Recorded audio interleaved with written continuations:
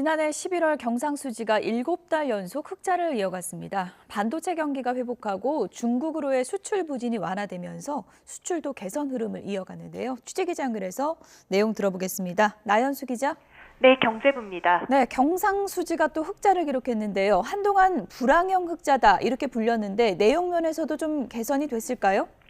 네, 한동안 수출보다 수입 마이너스가 커서 나온 흑자였다면 이번에는 반도체 수출 회복 신호가 포착됐습니다. 11월 경상수지는 40억 6천만 달러 흑자로 지난해 5월 흑자 전환 이후 7개월째 흑자 흐름을 기록했습니다. 가장 큰 비중을 차지하는 상품 수지는 70억 1천만 달러 흑자로 특히 수출이 지난해 같은 달보다 7% 증가하면서 2달 연속 오름세를 이어갔습니다.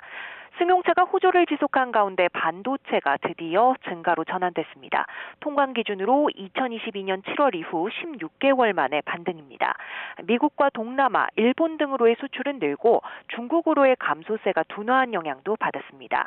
앞서 지난해 10월 수출이 1년 2개월 만에 증가 반등한 뒤 그 흐름을 이어가고 있는 건데요.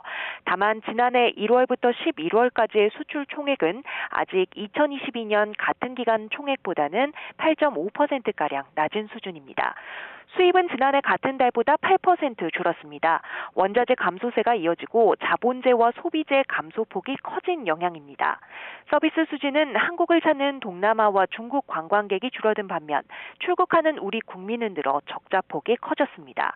우리 국민이 해외에서 번 돈에서 외국인이 우리나라에서 번 돈을 뺀 본원 소득 수지는 배당 수입은 감소한 반면 분기 배당 지급이 크게 늘어난 영향으로 1억 5천만 달러 적자로 돌아섰습니다.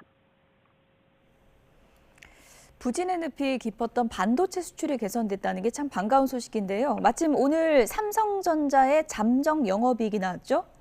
네, 반도체 수출 사정이 나아지고 있지만 지난해 바닥을 쳤던 업황 여파가 고스란히 반영됐습니다. 삼성전자는 지난해 영업이익이 6조 5,400억 원으로 2022년도보다 84.92% 감소한 것으로 잠정 집계됐다고 공시했습니다. 매출은 258조 1,600억 원으로 1년 전보다 14.58% 감소한 것으로 나타났습니다. 삼성전자 연간 영업이익이 10조 원을 밑돈 건 2008년 글로벌 금융위기 이후 15년 만인데요. 지난해 반도체 불황이 이어졌던 탓입니다.